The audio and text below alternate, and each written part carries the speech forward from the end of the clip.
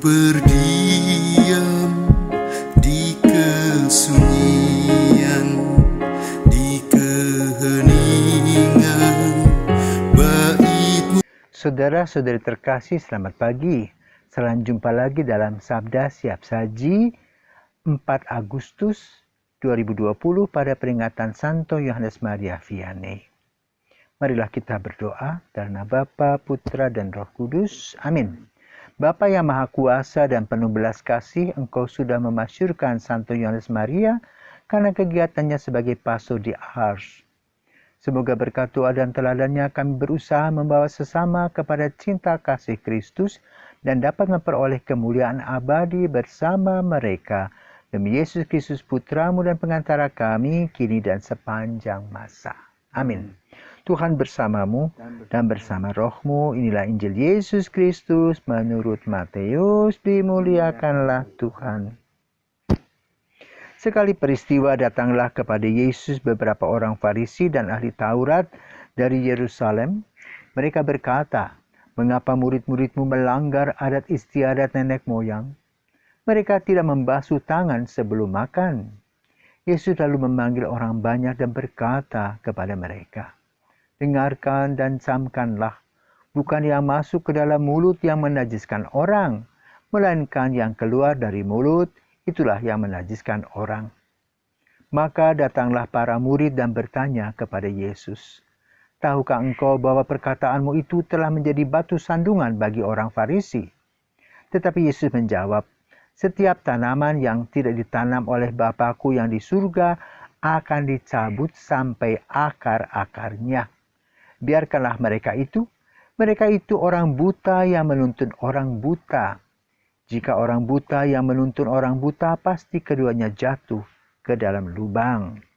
Demikianlah Injil Tuhan, terpujilah Kristus. Nah, Pak Yohan punya banyak pengalaman dalam hidup berkeluarga, kemudian juga punya karyawan. Ya. Kadang-kadang mereka merasa kurang puas untuk usaha-usaha yang sudah diberikan ya oleh Bapak. Nah, bagaimana sekarang misalnya contoh dalam keluarga, bagaimana memecahkan masalah-masalah yang kecil-kecil akan jadi wow rame. Demikian pula karyawan-karyawan itu sudah diberi begini-begini masih rame. Bagaimana menenangkan mereka, juga keluarga. Ya memang tidak mudah ngomong, jujur aja. Dengan 100 karyawan, tentu dengan 100 sifat dan tata cara mereka masing-masing. Tapi kita punya moto yang tidak segan-segannya selalu saya arahkan bahwa kita punya moto one team, one spirit, one goal. Tanpa itu tidak akan bisa sukses. Sama juga untuk mereka punya kehidupan keluarga mereka. Saya sudah sering pesan juga. Tidak mungkin kalian akan berdiri sendiri dengan sifat kalian sendiri untuk mengeterapkan dalam rumah tangga. Apalagi dalam perusahaan. Itu memang sangat sulit sekali ngomong.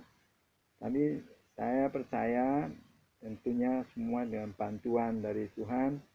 Kalau kita pasrah dan tidak segan-segan, selalu saya dengungkan masalah one team, one spirit itu. Yang di dalam arti kata, kita punya juga moto never give up. Itu yang harus benar-benar mereka memahami. Tanpa itu tidak bisa kamandalu akan terjadi sekarang. Ya, kita menghadapi persaingan saja, kita terus harus berpikir apa yang harus kita lakukan. Karena saya merasa juga bertanggung jawab dengan sekian ratus karyawan yang ada di Kamandalu. Situasi yang sekarang terjadi begini aja, bukan main mereka dalam kehidupan mereka. Kami pun juga sebagai artinya pengusaha pun juga cukup prihatin, tapi ya apa boleh kata, saya percaya bahwa ini satu cobaan, Tuhan akan memberikan pasti yang terbaik. Ya. Itu Romo. Terima kasih. Jadi hari ini kita merayakan Santo Yohanes Maria Vianney. Dia adalah seorang imam yang dikategorikan sebagai lemah intelektual. Bahkan pada saat penentuan mereka mengatakan tidak. Tetapi ada seorang malaikat, yaitu Bapa spiritualnya, mengatakan ini orang, biarpun dalam artian intelektual cukup lemah, tapi punya hati. Kita habiskan. Lalu dia ditaruh di sebuah tempat di Ars, yang konon tempat itu tempat penjudi, pemabok, pokoknya orang-orang keras hati. Kalau dia tidak bisa, berarti sudah. Tapi ternyata ajaib. Orang-orang yang keras kepala itu bisa dia tobatkan. Dengan apa? Mengajak mereka untuk datang mengalami sakramen tobat dan dampaknya. Maka lalu hidup mereka berubah dengan hati dan kasih yang luar biasa. Dari Yohanes Maria Vianney, orang yang keras kepala, orang keras hati bisa dilembutkan. Seperti meneteskan air di atas batu. Lalu tersiarlah kabar kemana-mana. Sehingga dia susah makan, susah tidur. Karena waktunya habis untuk melayani. Nah, tentu ada orang-orang yang berbicara miring seperti yang kita dengar tadi dalam Injil.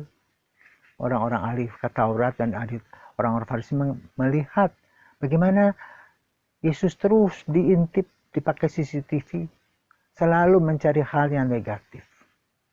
Ya. Lalu mulailah menggosip sana, menggosip sini.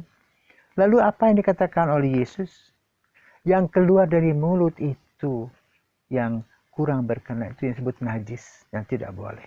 Apalagi mencelakai orang dengan memfitnah, ya. Dan juga orang harus tahu hak dan kewajiban. Sering kita berbicara tentang hak kita, tetapi kita jarang berbicara soal kewajiban kita. Dan Yesus ingin menekankan dengan penuh kesadaran bahwa mengikuti hukum itu bukan bodoh-bodoh saja, tetapi menggunakan akal sehat, di mana ada yang penting, ada yang perlu, ada yang kurang penting, kurang perlu. Maka COVID-19 ini juga mengajarkan kepada kita untuk memilih dan memilah yang mana yang penting-penting, yang tidak penting dibuang. Waktu kita untuk keluarga dulu kan begitu sibuk. Sekarang mau tidak mau harus bersama-sama menikmati, boleh katakan pelajaran, di mana tiap hari di rumah, ya, tiap hari bersama-sama. Nah, maka lalu kita mempelajari karakter-karakter setiap orang dalam situasi, terutama dalam situasi cukup sulit ini. Tetapi Yohanes Maria Vianney bisa mengubah. Kenapa? Dia menggunakan akal budi yang sehat dan hati penuh kasih dan belas kasih, maka yang hadir adalah berkat-berkat yang luar biasa. Semoga kita tidak menuntun sebagai orang buta, menuntun orang buta, mencemplungkan ke dalam sana, tetapi dengan pikiran terang dalam Roh Kudus seperti Yesus sendiri sebagai putra Allah yang diikuti oleh Maria Vianney. Karena itu Santo Maria Vianney menjadi pelindung para pastor, ya, karena keteladanannya mau merangkul orang-orang kecil dan orang-orang yang boleh katakan orang mengatakan hatinya busuk, tetapi dia melihat bahwa kasih Tuhan ada di antara mereka.